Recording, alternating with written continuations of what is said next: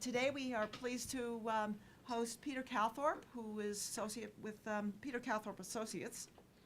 And he's here to talk about a new methodology that he has created that measures carbon emissions for land uses. And in addition to that, he'll talk a little bit about his new book called Urbanism in the Age of Climate Change, which is published by Island Press. And we'll hopefully get a few delivered during the meeting today, and that you can take a look at it, and we'll put one in the library. For a little bit of background about Peter, he mentioned to me that in 1983, he wrote a book called Sustainable Communities, so he's one of the early trendsetters on the topic. And then in 1993, he wrote a book called Next American Metropolis, which looked at transit-oriented development. And he also mentioned that when Cisneros was secretary, he worked on design guidelines for Hope 6. So he's been involved in the topic for a long time. And I've had the privilege to working with him when I was at the Urban Land Institute, because we gave him an award, which is the highest award at the Urban Land Institute, which is called the Nichols Prize, and which was how many years ago now? About 3 or 5. And of the people that have won that award over time have been very much the well-known people in their field, and so it's quite an award to receive.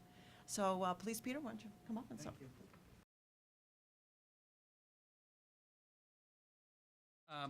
So what I'm going to do is first give a general introduction to the topic, which is the relationship between urbanism, not just in climate change, but with a whole series of metrics about affordability, social, economic, and environmental impacts of different forms of urbanism. And then towards the end, I'm going to drill down into something we call Vision California. Because of AB 32, our carbon law, and SB 375, which is our state law that tries to focus land use policy around environmental issues, for the first time actually setting carbon targets for each MPO. The question arose, well, what are the various impacts of different development patterns over time on these large range of metrics? And so we in the House developed a computer model that allowed us to actually measure different land use scenarios and their impacts on economic, social, and environmental factors in a fairly straightforward, easy fashion, so that scenario planning, as I like to call it, at the regional scale could go forward in a fairly inexpensive and quick manner. Up until this point, I'll show you some of our older regional plans. It was a laborious process to get to any conclusion about any postulated future. So the challenge here, where we are, if we were to achieve, and I know that climate change is no longer a prime driver of public policy in the United States, and yet I believe over time it has to return to being so, because it's not going to go away. Even if people don't believe in it, it's not going to go away. But the goal had been set of reducing carbon emissions to 80% of 1990 levels. That would mean that in 2050, every citizen would be emitting about 12% of their current carbon emissions. So it's really quite an extraordinary challenge. Now, that's over 2 generations. And so when you think about it in terms of that time span, if we set the right direction now and in the near future, such changes can easily be had. And one of the primary dimensions of that change has to be good urban form.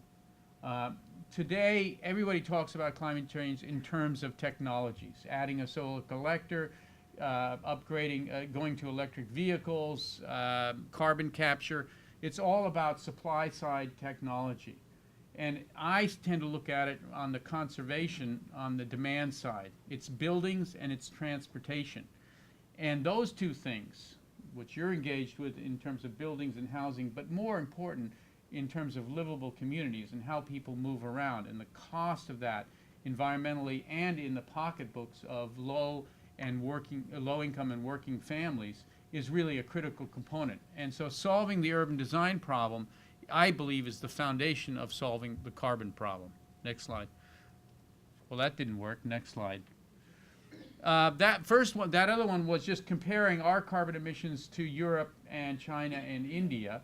It was a little too burned out, but the key of this particular slide, and it's a very important one to understand, this is mode split, comparing U.S. with various countries in Europe. And you'll see we're automobile dominated, the red bar, the tallest, and we do almost nothing of the other things. And I think you all inherently understand the impacts of that. But what's really fascinating and important about this slide is you take Switzerland, Sweden, most of these countries, the walk-bike mode split, the capacity of people to walk to local destinations and use their bicycles for short trips is a big share of the solution of bringing the automobile use under control. And there's no way that you get that walk-bike mode split without good urbanism, without great mixed-use places that are walkable in the way they're designed and the way the buildings are configured, and the relationships between the uses in the urban pattern. So urban pattern is really formative to all of this. Next slide. Once again, when you look across the globe at where where carbon emissions are coming, globally, transportation is around 20%, and buildings are 17, whereas in the United States, they're 32 and 30. So together, buildings and transportation, i.e. the urban fabric, are almost 2/3 of the problem. And so it's a place that we really need to focus and address the answer in terms of carbon. But simultaneously, when we do that, we get to a better economic and social configuration as well. Next slide. So a lot of people say, well, in the United States, you can't change travel behavior. We are an automobile-dominated culture, and it's never going to change. And by the way, if you try to get in the way of that, you're messing with my version of the American dream. You can't do that. But the reality, of course, is that we already have a broad spectrum of lifestyles and travel behaviors. Not as broad as broader than most people expect. So this is a map that quantifies vehicle miles traveled per household per year across the Bay Area where I live. And the interesting thing is the range is from under 8,000 vehicle miles per household per year in San Francisco. The dark green ranges from all the way up to 15,000, but you can see Oakland and Berkeley and the kind of inner areas that have decent transit service and have a historic urban fabric that's walkable and mixed use, is half, literally half of the orange areas, which are over 30,000 vehicle miles per household per year. Now, I know this issue has come to the foreground here at HUD with the transportation plus housing cost. When we start to think about affordability in terms broader than just rents and mortgage payments. Because the penalty of owning that cheap house way in the exurbs, of course, is paying more money in the commute and auto dependency. And those numbers are really quite dramatic.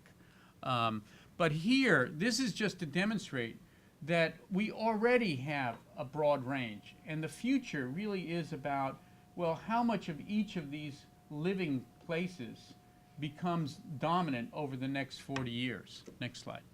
So it's not about changing behavior as it is about expanding the choices that we have. Now, the other thing that's changing, of course, is that we have an aging population. So there are two big trends, I think, that are going to be pushing urban form over the next 20 to 40 years. And demographics is one of them. A third of the population are baby boomers like me or older. And I think we all know what that means in terms of housing needs. It doesn't mean more large lot single family on cul-de-sacs. It means more accessible and smaller units and more convenient places. So this is just to point out demographics I'm sure you're all know, which is families with kids have now dropped to under 23% of households in America. The other over 75% can be easily adapted, and in many people actually argue are actually market driven towards more urban environments, especially when price becomes a clear criteria, which of course it has in the last couple of years in ways that are pretty profound. Next. This is just a map of Chicago. On one side, on the left side, it's the carbon per acre, And so, of course, the higher density areas have more carbon intensity. But when you look at it in the other slide, where blue is at the center, it's carbon per capita. And so the message there we've all known for some time intuitively, of course, is that urban lifestyles are the most environmentally benign in many, many ways. Next slide. So let's look a little more carefully at this and really try to understand the kinds of environments we're talking about. I have a comparison of 3 neighborhoods in the book. I'm going to show you 2 of them here. One is San Ramon. It's a standard suburban environment, freeways, office parks, malls, and subdivisions, auto-oriented world. And the other one is Rockridge, which was an old streetcar suburb in the East Bay. It's largely single-family, but bungalows, nicely mixed in with low-rise multifamily, a great walkable main street, and a historic transit stop that got converted when BART came along into a modern transit stop. So walkability transit, but still a single-family neighborhood. Next slide. And so you can see the visual difference. The housing is a smaller lot in the Rockridge, and then of course we have the garage the garage front environment that we're also familiar with in the suburbs. And then you can see in the lower slide the kind of hopscotch development pattern that draws uses apart dramatically. Next. And then the shopping, totally different experience. The Main Street versus the mall. These are real choices today, and there are many developers who understand that Main Street is actually where most people want to be. Next slide. And they're converting malls to that. And finally, jobs. The isolated office park as opposed to the mixed-use environment that actually allows office buildings to go into residential neighborhoods along good, active main streets. This is all something you would call new urbanism. And one of the misnomers about new urbanism that the critics like to bring up is that we're trying to force everybody back into an apartment downtown. The reality is the model of the small American town with a walkable Main Street and Elm Street that's connected directly to it is good enough if it's transit served. We don't need super high densities to get super shifts in mobility or cost. Next slide. So here's the difference. The first bar here is urban. That's Russian Hill in San Francisco, if any of you know it. So it's the most urban we have. It's not quite as urban as many areas here because it's only 3 stories. The second in the middle, compact, is Rockridge, and the third sprawl is San Ramon. And right across the top, you can see the difference in carbon emissions for these different neighborhoods. So there's almost a 4-to-1 range over within the same region on a per household basis. The density ranges from, for every 100 units, 2 acres or 50 units an acre, to 15 units an acre. Rockridge is a very modest density. As a matter of fact, lots of new developments in the suburbs get to 15 units per acre on the net residential land. And then, of course, out in the suburbs, it's much higher. It's typically around 3 units per acre. So there's that difference. Now, the big one for us in the state of California, because we've legislated around VMT per capita, and of course, it's the one that translates into dollars and cents and time for the average household, working family.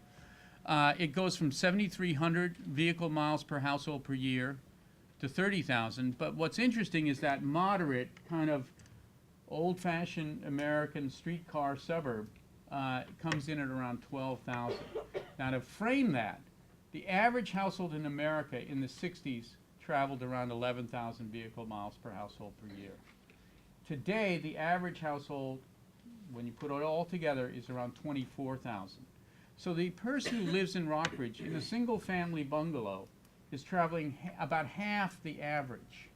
And it's because they're close to job centers, close to transit, and they have a walkable environment. Next slide. That translates into money. And this is where the affordability issue, and I think HUD, I think all these issues should be of concern to HUD because you are urban development, not just housing. But this one in particular, and I know that Scott Bernstein has been here, and there's been a lot of conversation about the T+H approach. But this is just a very simple numbers calculation. If your allocation for a household is $38,000 for housing and transportation, if you own 3 cars, that costs around $23,000 per household per year. And so you only have $15,000 left over for mortgage. If you have 2 cars, it's around $15,500. And now that's ownership, insurance, maintenance, and gas, all of the above. And then, of course, you can see the results. You can go to a 1-car household, or you can even now, so many people are living on car share, young people living in urban environments without any cars. It's starting to come back. So these are monumental differences in the way people live and the cost of their lifestyle. Now, is it a diminution of their lifestyle that they don't have 3 cars? I don't know. I guess we will argue that in Congress pretty soon, because there will be obviously serious debate about the whole livability agenda and the future of our transportation bill reauthorization is going to bring these kind of things to the forefront. But those are the simple numbers. Next slide. This is a piece of study done by Arthur Nelson. I don't know if any of you saw it, in 2006, where he actually looked at market demand for different housing segments. And so what he showed was the blue bar is the existing supply in 2003. The demand in 2025 is the green bar, and the difference is what the market will need in that increment. And the attached needs a fair amount of new, small lot needs a fair amount, but what he discovered is that we'd actually already overbuilt large lot, single family, so much so that we had a supply all the way through the year 2025. He wrote this paper in '06, and he predicted a crash in real estate values because there was too much of the wrong thing in the marketplace. Now, I know we tend to think of that event as a financing failure, but it was also a failure of the housing sector. They were building too much of the wrong thing. And the demographics, the household economics have all shifted towards more urban lifestyles, and yet the building industry just kept on cranking out large lot single family subdivisions. Now, some people will argue that that is just the American dream. It's what people desire. There's no question people desire more, bigger, better, larger, stronger, but is it really what meets their household needs and their household pocketbook? And clearly the crash demonstrates that even if you want it, you don't necessarily have the means to get it, and we're all in a lot of trouble because of that overreaching. So this kind of demographic analysis, demographic/economic analysis, foreshadowed the crash, and I think it's fairly potent because of that. Next slide.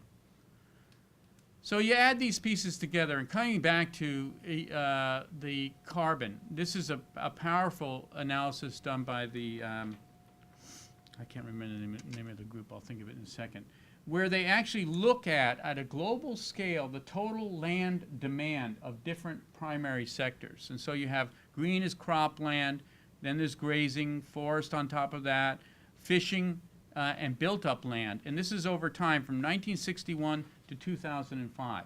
The bar that's moving up is the carbon uptake land. So what they did was they said, okay, the amount of carbon that's being released, if we were to dedicate forest land capable of absorbing it, that's how many acres it would take. And you can see that's what's causing the crisis. The very light line there is the biocapacity of the Earth. And we exceeded it for the first time in the 80s. So there is a huge moment that's happened here. And it's not a simple phenomena, and it's going to have lots of manifestations because the pressure on land is going to express itself in many ways above and beyond just carbon on our environment. But this is a fairly startling piece of analysis that just shows we've actually been quite stable. What's interesting is that the total demand on cropland has remained fairly flat because we have devised more productive agriculture techniques and irrigation techniques. And the same with grazing. We, on a per capita basis, we're doing very, very well in these segments because, in that period, from 60 to 05, the global population doubled. So basically, the efficacy of each one of these things also doubled. We're twice as efficient in our cropland, but not in our energy. And this is where the real challenge will emerge. Next slide. So at the same time that we're thinking globally, next slide, I think we have to work regionally. It's at the regional scale that we can begin to shape solutions that are the win-win, win-win type set of trade-offs and alternatives. Next slide. So I'll give you a couple examples. Back in '89, I started working with the city of Portland. They had an urban growth boundary, but it was there just to protect forest land and ag land. It wasn't really meant to shape urban form or create transit-oriented development or anything like that. But at that point, they had to decide whether to expand the boundary or contain it and create a more intense version of urbanism. And we did this study that convinced them that they should invest in transit instead of highways and build in TOD format instead of subdivisions. So this is an experiment, next slide, that has had a chance to play itself out. A lot of people say, well, regional planning is nice, but it's too long-term, the impacts are too amorphous, and anyway, we don't know that it will really work. Well, we have a laboratory, it's right here, and it has succeeded. So in 1990, we did the first plan. 93, Metro adopted the strategy of holding the line, building the West Side Transit, and building TODs. And you can see immediately, two or 3 years after that, the average VMT in Portland started dropping, and it continues to drop. Whereas the average VMT per household, or per capita is shown here, has continued to rise across the nation. So we have a laboratory, and we have results. We know this strategy can work if we're concerned with this issue. Next slide. Here's another example of how we go at this as a scenario planning process. In Salt Lake, next slide, we looked at 4 scenarios, romantically named A, B, C, and D, so as not to bias anybody with fancy names about them. But the key was when you ask people to think long-term and you ask people to think large-scale, they think in a different way. Right now, land use is always local and immediate, and that leads to one set of results. But when you think at a different scale and at a different time frame, people actually come to different conclusions. And this is not the most quote-unquote progressive community in the United States, you would think, in terms of land use policy and housing. Next slide. But we gave them the hard data of what results from these different growth scenarios, and the numbers are really quite, they are as you would expect it, but they are very convincing to people in many, many different ways. So vehicle miles traveled, that went to people who were concerned about cost and congestion. Emissions per day, that's an inversion area, it's a non-attainment part of the country, and so health, the health officials really cared about emissions. Next slide. Land area consumption. It was funny how many people there who wouldn't call themselves environmentalists still ended up saying we need higher density development because they really love the mountains and the open space that's nearby. And they would never self-identify as an enviro, but when it came to choosing between these scenarios, they voted overwhelmingly in favor of the more compact growth. But you can see here, what's also astounding is the difference in land area, this 4-to-1 consumption. And believe me, down at the scenario D end, you're still dealing with a majority of single-family development, not shifting everybody to the city. As a matter of fact, the bar on the right, the bar graph on the right is very important here. It turns out scenario A, they were only building 11% multifamily historically. It is a Mormon area, and they had a predilection towards large, very large lot single-family houses. But it turns out that there are young people that still need a place to start, and there are older couples, it takes them a lot longer, older couples who actually end up as empty nesters. And so there was a real need for something other than single family, and the market wasn't delivering it. The builders in the community were dead set against this whole process because they were afraid we were going to push them away from being able to build the next subdivision. So we asked them to go out and do a market study about what the market demand would look like in 20 years. They came back with numbers that looked identical to scenario C, which is close to the national average, which for Utah is a big shift. About 32% multifamily and 68% single family. So their own internal group told the builders and the developers of the community this is where we need to be. And of course, then they started to get on board. Next slide. But the one that really got the victory over the line here was this one, which is the infrastructure cost. You know, when you're developing an extra 300 square miles, you've got to know that there's a lot of roads and infrastructure cost that goes with that, that increment of land consumption. And so we were able to show just local roads. This isn't regional roads. So the regional freeway network was not part of this analysis. Local roads and utilities. Regional transit did vary, as you can see there. Some regional roads, those are arterials, and regional water. We were able to do that analysis and show that there was about a 15 billion savings. That amortized out to around $30,000 per household in upfront cost difference that somehow gets paid for either through tax base or through passed on to the consumer in the cost of the house. And so because so many people were concerned with housing affordability, this number translated into something very important. And also for the political structure in Utah, the idea of a true fiscal conservative, somebody who actually didn't want to waste public dollars, fixated on this and said, well, we should be investing in the most efficient land forms in terms of public expenditure.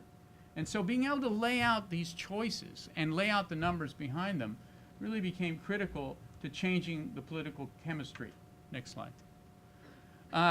And so they adopted something called the quality growth strategy. I won't go into a lot of details in the law, but it has a fairly descriptive set of maps about how and where infrastructure and development would happen.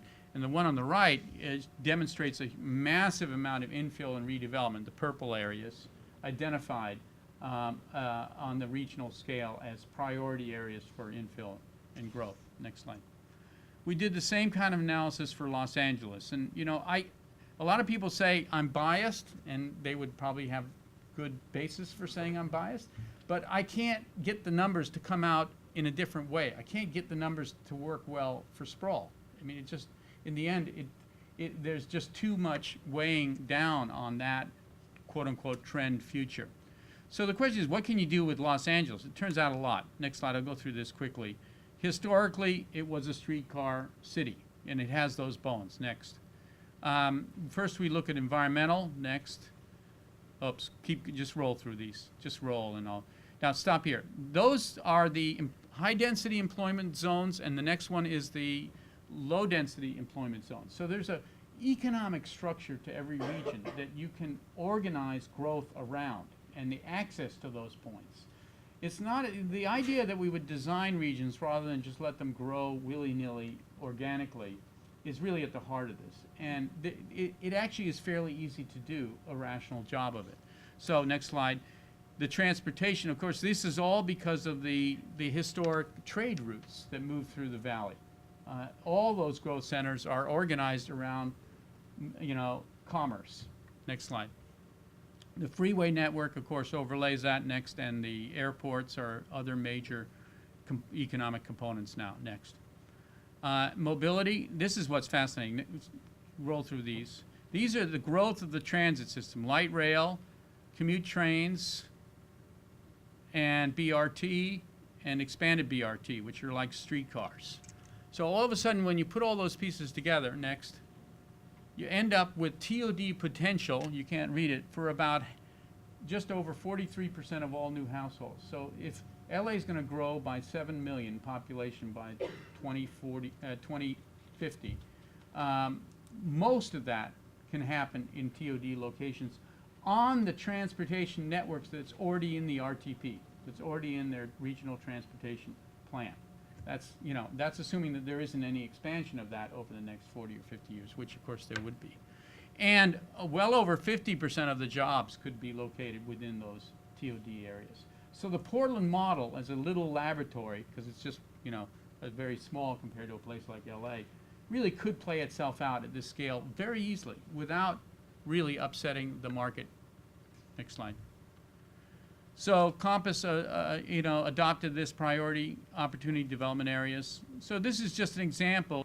And of course, the real reservoir of opportunity in places like Los Angeles and many places across the United States is to take the typical American arterial fabric, where you have surface parking lots, big right-of-ways, and low-rise buildings, and transform them into transit corridors.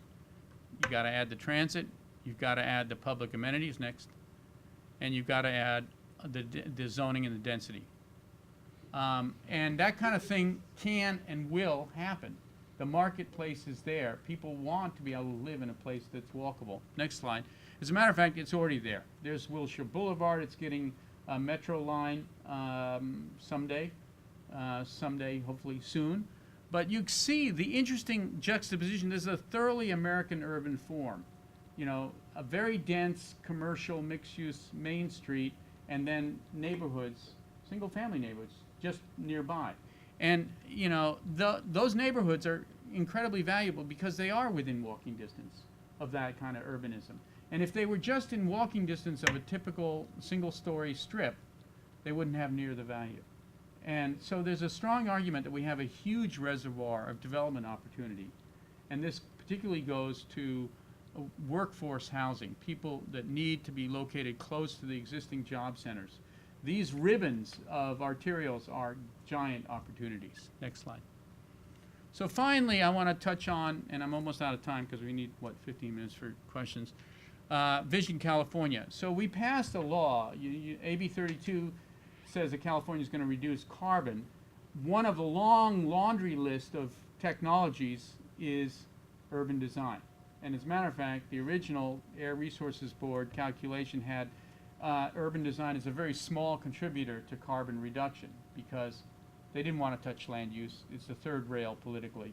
And they didn't really understand how much potential it had. And then a companion law, SB 375, was passed that actually asked each region in the state to do what's called a sustainable community strategy, which is a regional plan that reduces VMT, reduces auto dependence, and reduces carbon.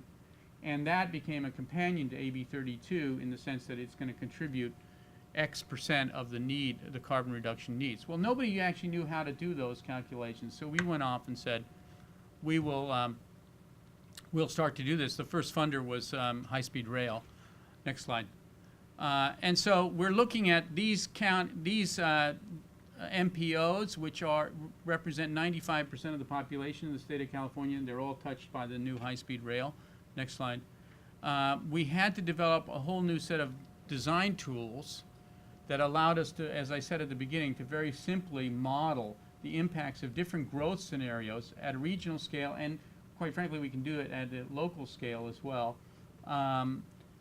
quickly, efficiently, and over multiple variables, not just carbon, not just VMT, but a whole range of other variables.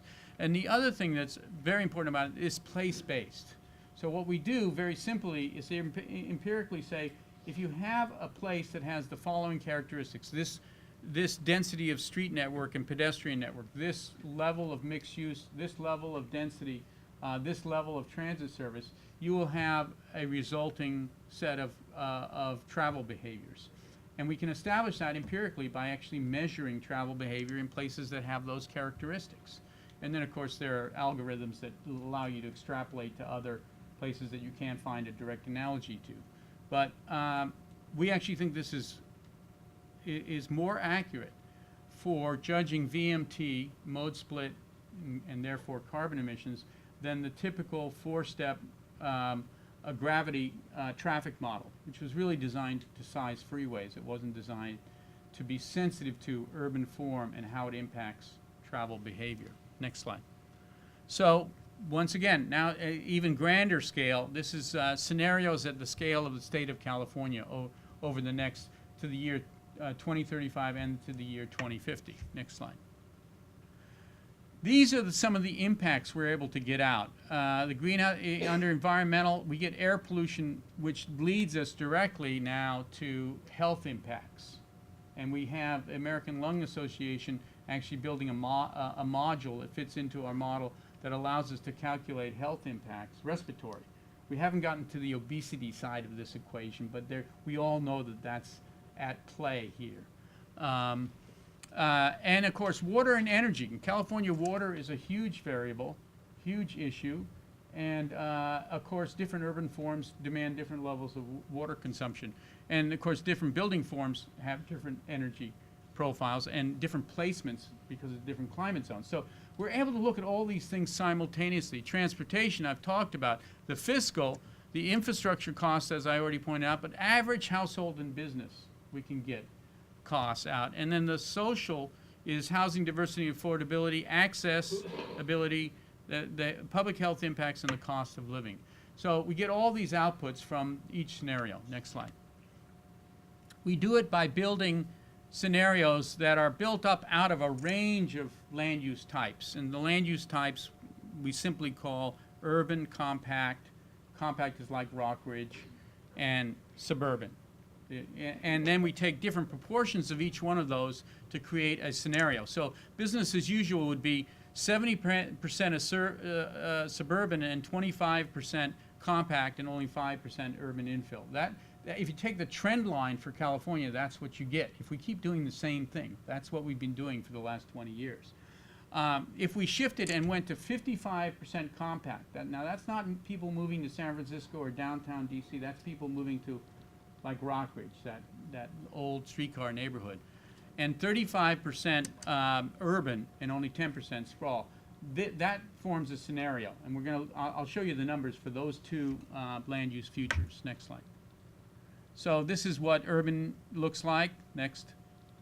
And this is the bill. This is Jerry Brown as governor of, as mayor of Oakland, now returning governor, I'm happy to say. Next slide. Stapleton is a great example of compact development. It's a semi-suburban location. It is 4 times the density of typical suburban development. Next slide. And it's mixed, but it's largely small lot, single family. It's a bungalow neighborhood. It's an old streetcar bungalow neighborhood style. It's like we got back to that old thing. Next slide. There's a whole range of housing. There's a main street. There's mixed-use buildings. Next slide. There's different forms of multifamily, townhouses. Next. And cottages and bungalows. Next. And schools and kids walking. Next. And open space. Lots of open space. Next. I'm running out of time, so I'm going to skip this. No, I won't. Go back. That's really important. This, because this seems to be the crux of the issue for the naysayers. But you're taking away the American dream. You're taking away the single-family dwelling. Well, the growing smart, when you blend the new incremental housing over the next 40 years with the existing housing stock, you end up with 53% single-family detached. So we're still a majority single-family area. And then there's 14% townhouse attached. And we turn out to be 33% a multifamily, which is where we are today. Because today our housing stock is still heavily influenced by the pre-World War II world we created, which was a higher density urban fabric. What happens if you go on the trend, which is so biased towards subdivisions and the sprawl, you actually lose market share for multifamily, which is much needed. And you gain, and you end up at 65% single family, which is actually overshooting the mark by any demographic and economic analysis. So that actually is an important part, the housing mix. Next. So here's what happens. 1990, our carbon emissions from travel is shown here. The trend for 2050 is more than double that. If we just shift to smart growth and we don't do anything to our automobiles, we just leave them at 20 miles per gallon average, we end up, once again, cutting it in half over where the trend. And remember, this is for the state of California. This is an extra 7 million households. It's about a 60% population increase. So we're getting close to 1990 with a population increase of considerable. Now, if you push a Pavley type auto law into place, you get 55 miles per gallon, and if you go to biofuels, you get down below the goal of 20% of 1990. So we can get where we need to go with good urbanism and efficient cars. It's not an overwhelming challenge. Next slide. So, but here are the other benefits, and this is startling. The land consumption under business as usual, 5,600 square miles. Today, the footprint of all urban environments in California is 5,300. So we're just about doubling the urban footprint in the state if we go on business as usual.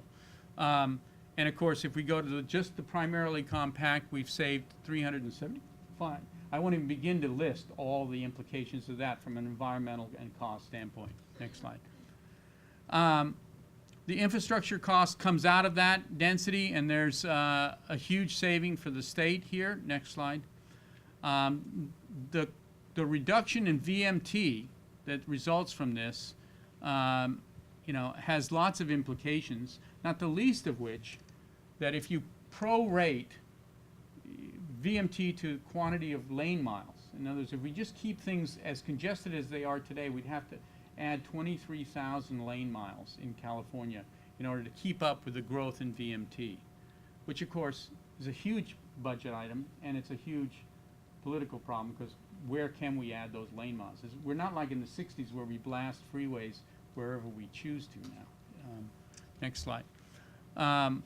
The VMT per household is reduced significantly, but you can still see it's 1,800 on average, which is not great, but it's what we get to with a very modest analysis here. Next slide. And it all translates into fuel imports. And the average savings per household just for automobile fuel, 2,600. Next. The power savings, next. I'm not going to go into each one of these numbers, but you can see the multiple, we call them co-benefits of good urbanism. So you go out to slay carbon, the carbon challenge, and you end up solving a lot of other problems. Water, housing affordability, things like that. Water, next. Annual household costs, 6,400 savings per household in 2050. Which has to do with both auto ownership and home energy and water consumption. Next slide. And then, of course, the one we started out after, carbon emissions. Next. So then we just recently got these numbers in, which is interesting. The American Lung Association took our numbers for VMT and auto use and translated that into air quality impacts, and then translate that into hospital dollars. And so you can see here, there's once again, there's about a 2-to-1, over 2-to-1 from $5 billion of social costs down to $2 billion of social costs. Next slide. And then this is the health impacts by segment of cost. The asthma, of course, is the big component in all of that. Next slide. So that's the overview. That's the analysis. In the end, it boils down to these very simple principles that we seem to have lost track of when we design our communities, and that is that every community needs to be diverse and mixed use in both population and in use. And believe me, your Hope 6 program went to this issue in an extraordinary way and a very successful way. Mixed income housing with social services included within walkable areas and transit served, really at the heart of satisfying some of our deepest housing needs. The pedestrian and human scale, bringing us back to neighborhoods you can walk in, conservation and restoration, and then looking at the connections at the regional scale. These are all things we need to reinvent in the way we shape our communities. So with that, I'll take questions. I have 10 more minutes.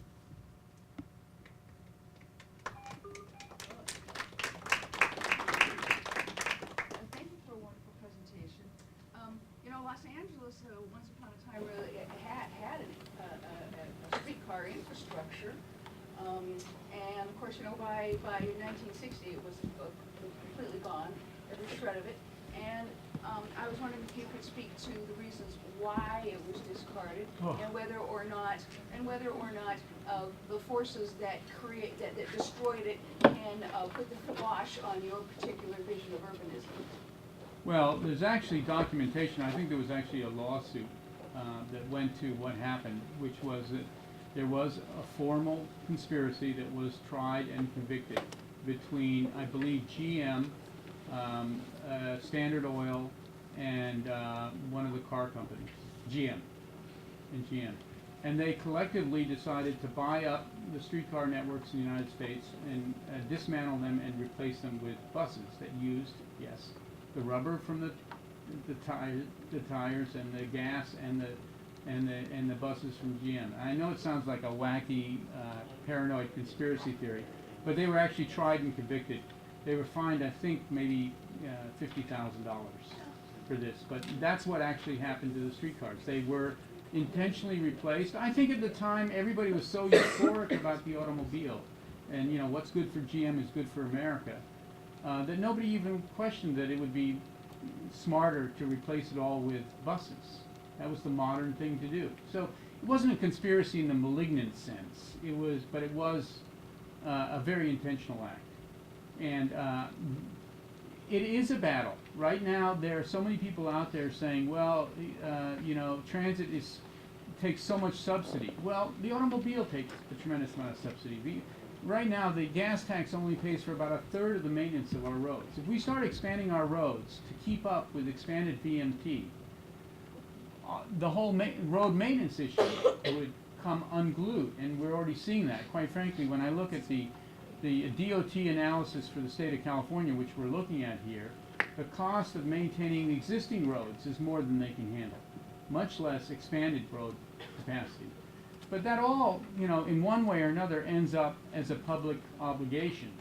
So we subsidize cars or we subsidize transit, but circulation has always been in the public domain. It needs to be, and there's no reason we can't get smart about it. The best form of transit, of course, is walking, and it's the least expensive, and it's the most healthy. And it may seem absurd, but you know, if you think back to that graph, Sweden has over 50% of all trips are on foot or bike. Now, in Sweden, they are on a per capita basis wealthier than we are, so they can afford Volvos and Saabs to drive everywhere, and they can build roads. And the climate may be worse than, it's certainly worse than San Francisco. Maybe it's not worse than DC. But it's not a great climate for walking and biking. And yet, it's part of the culture, and it's part of the urban form, and it's a healthy thing. In places like Copenhagen, they've now retrofitted the city towards bike and pedestrian, and they've had tremendous mode split towards those modes. So you can easily change public behavior by changing urban form and the kinds of investment. So I think we need to subsidize transit. That's the only way to get there, but it's only fair, given the degree to which we subsidize cars.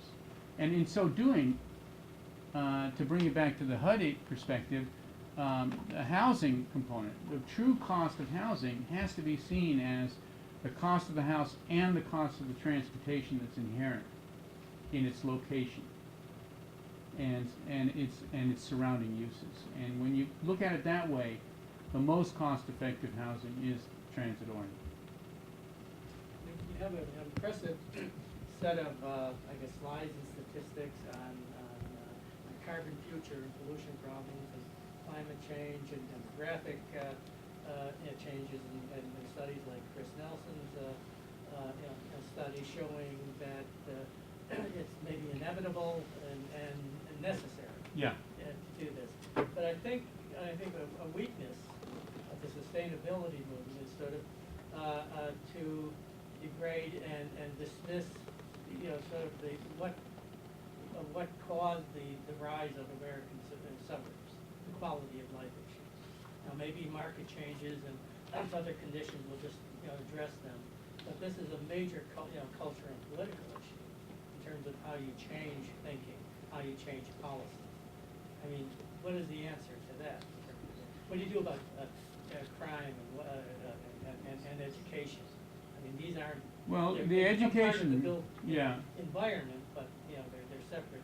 So issues that have to be addressed. Well, to your first point, I think that actually the demographic statistics in the 60s actually were part of what was driving the post-World War II development pattern. And of course, huge subsidies from the federal government that basically built the interstate highway system, which is what actually created the real estate foundation for the whole thing.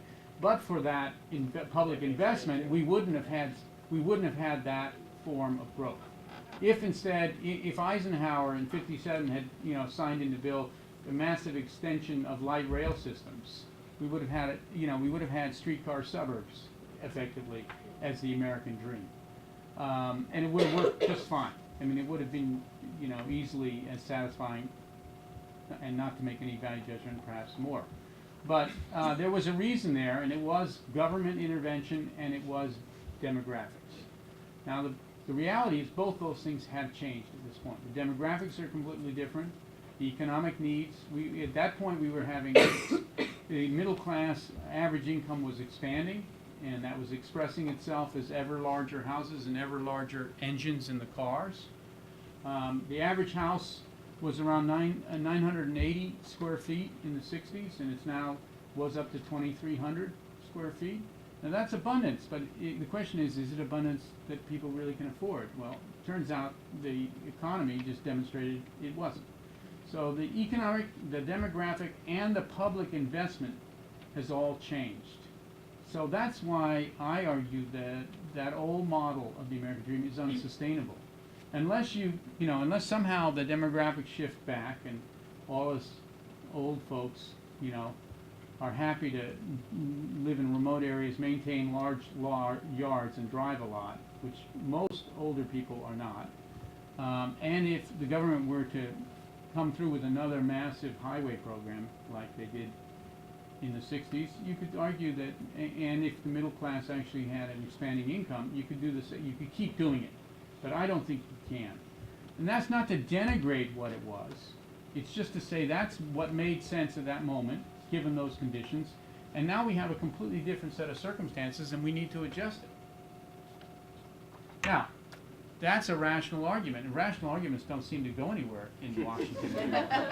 And I also come here with great trepidation about the idea of actually putting facts on the table, because facts don't, or actually seem to be counterproductive in the environment that we have here. So it's, unfortunately, laying out the facts no longer seem to win the day in terms of policy. So do I have a real answer to your question? No. Other than just keep fighting. What's your sense of, 90% of the population growth is happening outside Europe and the U.S., and what's your sense of what's going on in... Oh, yeah, well, I'm spending most of about 80% of my time is in China now, working on China. And there you have a really fortuitous situation. You have a culture that's, historically a pedestrian street culture, very bike-oriented, very transit-oriented. They're investing massively in transit, and they're used to high-density living. So they have all the components of urbanism. They're laying it out like an American suburb. So they are building what I call high-density sprawl, and it's the worst of all possible options. But the good news is it's not far off. In other words, it can be corrected. So we're working now to correct the street networks, replacing the super block and the major arterials that they're building. They're building nothing less than 8 lanes everywhere, and it's completely inhospitable to the pedestrian and to the biker. So we're looking at small and super blocks, and we're trying to work with them to reduce block scale and create denser street networks that will allow more pedestrian and bike. And actually to designate more bike and pedestrian streets only, because they have the population to fill it. I mean, if you had green streets that only had transit, bike, and pedestrians, in China they would be filled immediately, but filled in a good way. But they don't build them. That's a case where the demand is there, but they haven't created the right urban form. I believe they will, and quite frankly, it's an easier sell because you can show numbers there, and the numbers seem to matter in that culture. And so when they see something make sense the way this makes sense on many levels, financially and livability, they seem quite receptive. Telecommuting. You talked a little bit about how people's preferences for housing have changed over time. Talked a lot about vehicle miles driven. What happens when telecommuting expands to the point where the a large share of people's vehicle miles driven no longer is for work because they can telecommute. Do you think can you envision a scenario where our preferences shift back, perhaps to wanting to go out to larger lot subdivisions because we no longer have to drive into work 3 or 4 days a week? Well, there's a lot of issues in that. First of all, I believe telecommuting will play a role, but not a very big role. I don't think everybody's a white-collar worker who works at a screen. We have a service economy where a lot of lower-wage people aren't tied to a computer, and their work has to do with being in a certain place. And so their needs have to be thought through in terms of the urban environment. Secondly, people have social needs, and even though they could work remotely, more often than not they don't want to. They want to go to a place where they're interacting with their cohorts. Sometimes it's paranoid and defensive, and sometimes it's just because they enjoy them. Who knows which it is, but there's a big social factor there. And that social factor spills over to the third thing, which is within the community. Even if you were working at home, being able to walk to a local community place, shops, cafes, etc., parks, becomes even more important. If you're in your neighborhood 24 hours a day, then having that neighborhood be more than just a bunch of garage doors becomes even more important. So on all those levels, I think it still evolves in the same direction. Now that's just me, the hammer, saying everything looks like a nail, but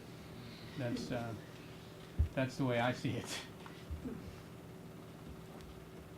One more. Yes, and I'm your 3 o'clock meeting, so I'm going to try Okay. to get you out here. On your principles of urbanism, since you are here in HUD, I was just going to suggest or get your reaction. One of the things that we're really trying to focus on and get a greater emphasis is on preservation and the costs of preserving and retrofitting versus building new. And so I'm just wondering on your third Conservation. factor, if it was preservation and restoration. That's an interesting word Because difference. conservation seems to just be Environmental. environmental.